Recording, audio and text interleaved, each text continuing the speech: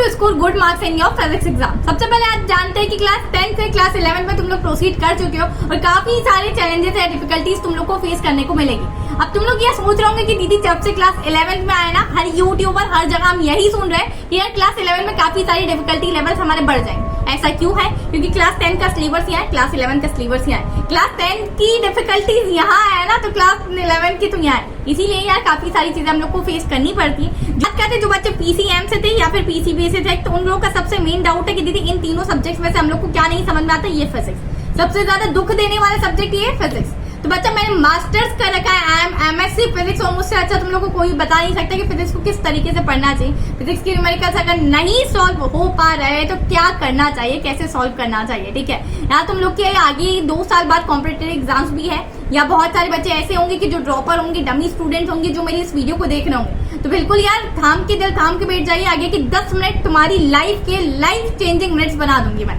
यार 2 साल में तुम ये नहीं बोलोगे कि ये क्वेश्चन मुझसे फिजिक्स का नहीं सॉल्व हो रहा है, या ये कंसेप्ट मुझसे फिजिक्स का नहीं समझ में आ रहा है। अब तुम्हारी ऐसी हालत हो जाएगी कि वो कंसेप्ट तुम तुम्हारे दोस्तों को समझा रहे होंगे, ठीक है। तो दीदी ऐसी क्या बताने वाले हो चीजें। तो चलिए यार स्टार्ट करते हैं। फिजिक्स से टीचर से अच्छा तुम लोग को ये कोई नहीं बता सकता कि फिजिक्स को कैसे पढ़ना चाहिए, ठीक है। अगर यार मुझे फिजिक्स समझ में नहीं आती तो शायद मैं मास्टर्स नहीं कर रही होती। I am already MSc physics. तो चलिए स्टार्ट करते हैं, ठीक है। तो how to score 98% in physics, ठीक है। चाहे तुम लोग क्लास 10th में, चाहे तुम लोग क्लास 11th में हो या फिर क्लास 12th में हो, नो मैटर, दोनों इस चीज को देख सकते हो। सबसे पहले बात करते हैं यार बच्चा व्हाट इज स्टडी रेगुलरली। अब तुम लोग को ये पॉइंट्स देखकर ऐसा लग रहा होगा कि दीदी क्या पॉइंट्स है, मतलब हम लोग को पता है। ऐसी बात नहीं बच्चा, हमारा ह्यूमन नेचर होता है, हमारे माइंड को ना थोड़ा सा बेवकूफ बनाना पड़ता है हम लोग को। क्यों, कैसे, क्या? तो क्या देखो, स्टडी रेगुलरली सबसे पहली बात है। अगर तुमने एक दिन में सोचा कि चलो हफ्ते भर तो फिजिक्स पढ़ा नहीं है, अब एक दिन संडे को बैठकर मैं सारा फिजिक्स पढ़ लेता हूँ, ठीक है, मतलब पूरा एक चैप्टर कंप्लीट कर लिया, उसके पूरे क्वेश्चन कर लिए। नेक्स्ट डे से अगर तुम नहीं करोगे ना, तुम फॉर्मूलेज बुक भूलने लग जाओगे, तुमसे क्वेश्चंस भी नहीं बनेंगे, तुमसे डेरिवेशन भी नहीं बनेंगे। समटाइम्स क्या होगा, डेरिवेशन की इस स्टेप तक पहुंच गए, इसके बाद में क्या स्टेप था ये नहीं याद आता है, ठीक है। ये क्यों कब याद आएगा, कैसे याद आएगा, जब तुम लोग रोज पढ़ने की कोशिश करो। अब मुझे पता है 11th 12th में तुम्हारे पास इनफ टाइम नहीं रहता कि तुम लोग एक ही सब्जेक्ट को रोज पढ़ो। तो यार तुम लोग क्या कर सकते हो, एटलीस्ट 1 आवर तो इसको दे सकते हो। 1 आवर भी नहीं पॉसिबल हो पा रहे, 30 मिनट्स तो इसको दे सकते हो, बट रेगुलर पढ़ने की कोशिश करो, ठीक है। समझ में आया। दूसरी मोस्ट इंपॉर्टेंट पॉइंट है रीड टेक्स्ट बुक। अब एनसीईआरटी तुम्हारे लिए यार रामबाण इलाज होता है। तुम लोग के स्कूल्स में तुम लोगों ने ये माइट भी सुना होगा कि यार ये बुक से अच्छा है बच्चा बाटी ये बुक पढ़ो, ये बुक से क्वेश्चन आते हैं, ऐसा होता है वैसा होता है। तो मैं एक चीज ये बोलना चाहूंगी, एनसीईआरटी से अच्छी बुक कोई नहीं है। एनसीईआरटी पढ़ने की आदत डालो, चाहे उसके एग्जाम्पल्स हो या क्वेश्चन हो, उसको सॉल्व करने की आदत डालो, ठीक है। मैं नहीं बोलती तो बाकी जितनी बुक्स आती है वो बेकार है, but first you have to read your NCERT book. ये सबसे ज्यादा रामबाण इलाज कर रहा है, ठीक है। मतलब जैसे गीता, बाइबल, कुरान है ना हमारे लिए, वैसे ये बुक है कि जो हम लोग को सीरियसली 98% दिलवा के रहेगी। अब जो लोग ऐसी बातें बोल रहे हैं ना, उनकी बातें बिल्कुल भी मत सुना करो। एनसीईआरटी पढ़ना ही पढ़ना है आप लोग को, समझ में आ गया, ठीक है। बात करते हैं तीसरी, रीड चैप्टर बिफोर क्लास। अब यार आप लोग को क्या होता है कि हम लोग ऐसे ही मुंह उठा के चल देते हैं, ठीक है, क्लास में बैठ दी। अब हम लोग को कुछ समझ में नहीं आ रहा होगा क्योंकि क्लास 11th में इतना नया सिलेबस होगा, ठीक है, तो कुछ समझ ही नहीं पड़ेगी। क्या ये है, क्या यूनिट है, क्या ऐसा यूनिट, ये वो बहुत सारी इन डेप्थ चीजें जा रही होती है। क्लास 10 तक हम बेसिक पढ़ते हैं, क्लास 11th में वास्ट समुंदर है उस चीज का, नहीं समझ में आ रहा होगा, फिर हम ऐसे ही मुंह टाकते रह जाते या फिर हमें इंटरेस्ट नहीं आता। मान लेते कोई 2 जने, ये एक ए पर्सन और एक ये बी पर्सन, ये दोनों डिबेट कर रहे हैं, ठीक है। अब ये बोल रहा है कि नरेंद्र मोदी जी को ही पीएम बनना चाहिए नेक्स्ट, और ये बोल रहा है नहीं बनना चाहिए। अब आप नरेंद्र मोदी जी को अगर जानते ही नहीं है, ठीक है, मान लेते लेट अस टेक एग्जांपल, उनको जानते ही नहीं कि उन्होंने क्या अच्छी चीजें करी और क्या बुरी चीजें करी हमारे इंडिया के लिए, तो आपको उस डिबेट में कुछ नॉलेज ही नहीं होगा या फिर आप कुछ सजेशंस ही नहीं दे पाएंगे।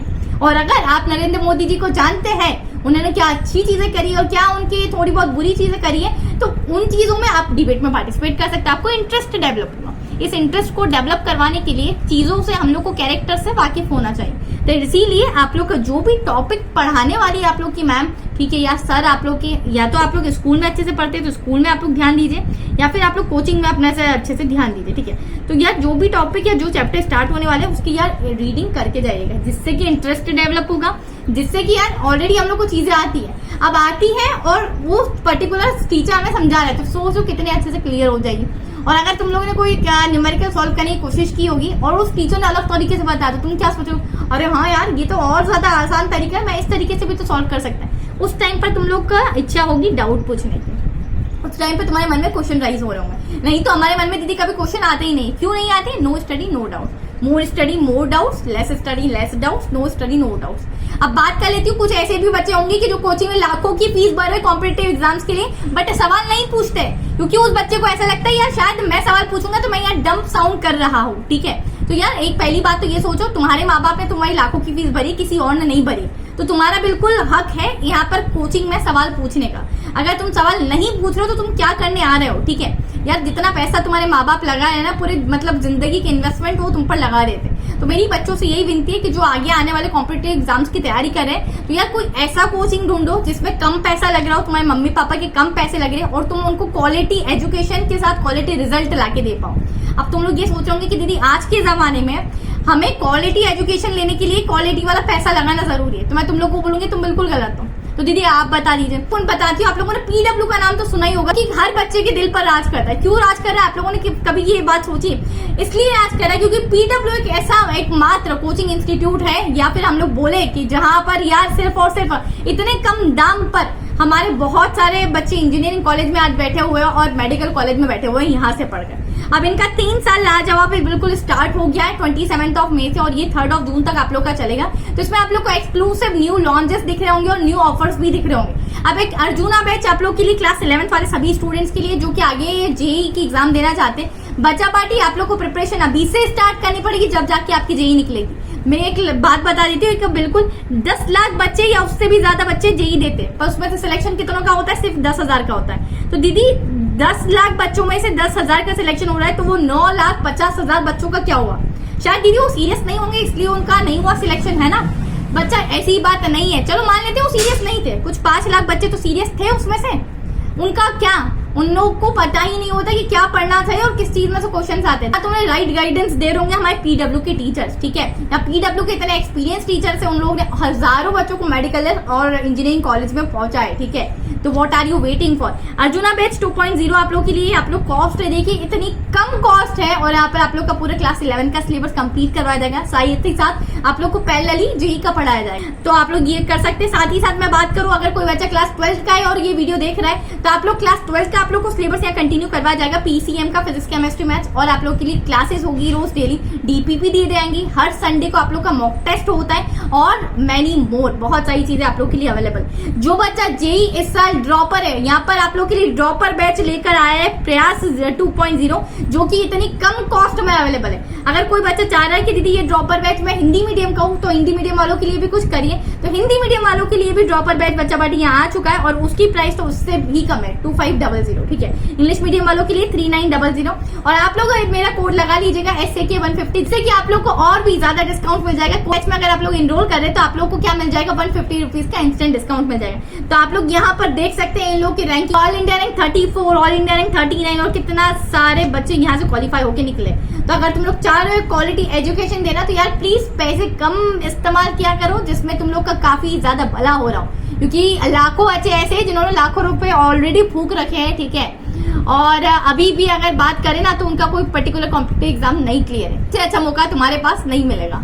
तो लिंक सारी डिस्क्रिप्शन में, एक बार जाके आप लोग चेकआउट कर सकते हैं। बात करते हैं अटेंड क्लास एक्टिवली।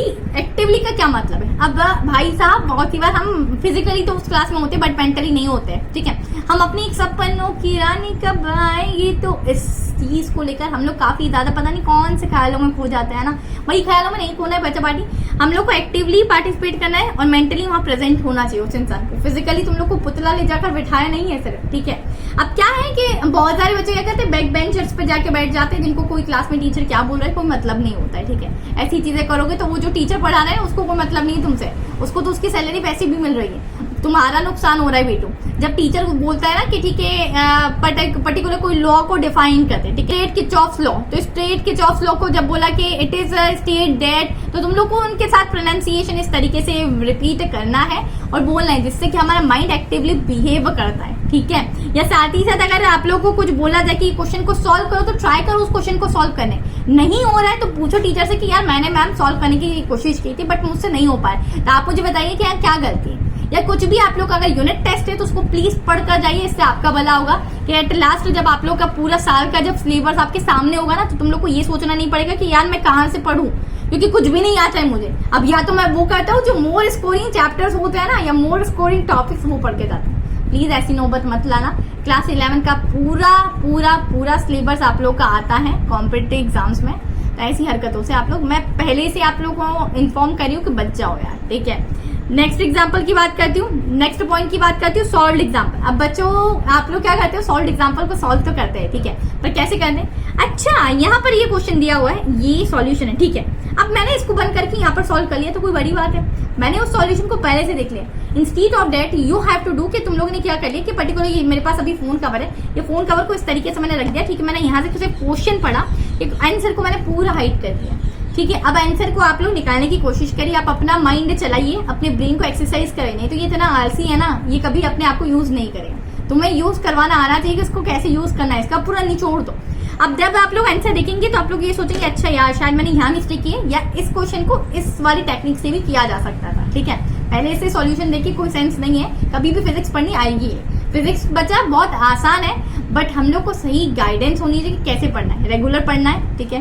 क्वेश्चंस की प्रैक्टिस करते रहना है आप लोग को, साथ ही साथ सॉल्व मोर क्वेश्चन, जिससे कि क्या होगा आप लोग की प्रैक्टिस बनी रहेगी। अब यार मुझे बताओ कि अगर मैं तुम लोग को बोल दूं कि तुम लोग को, हाँ मैंने तुम लोग को एक बुक दे दी है, उस बुक में लिखा है कि how to ride a bicycle, ठीक है, या how to ride a scooty, तो तुम लोग को सारे स्टेप्स लिखे हो कि पहले हम लोग को उसको क्लच को ऑन करना है, ठीक है, फिर एक्सीलेट करना है, फिर धीरे से रेस देनी है, बैलेंस बनाना है। तो क्या तुम्हें स्कूटी चलाना आ चुकी है या तुम्हें टू व्हीलर चलाना आ चुका है? ये सिर्फ तुमने अभी थ्योरी पोर्शन पढ़ा है। जब क्लास में अगर आप चैप्टर पढ़ रहे हैं या कोचिंग में आप लोग चैप्टर कंप्लीट करें तो इट डजंट मीन कि वो चैप्टर आप लोग को आ गया। जब तक आप उसकी एंटिल एनालिसिस प्रैक्टिस नहीं करके देख रहे, क्वेश्चंस नहीं सॉल्व करके देख रहे, डेरिवेशन नहीं देख रहे, फॉर्मूलाज नहीं लर्न कर रहे या लिख के नहीं देख रहे, तब तक वो चैप्टर आप लोग को आया नहीं। दिल दिमाग से पढ़ने के लिए हमें प्रैक्टिस काफी ज्यादा इंपॉर्टेंट है बेटू।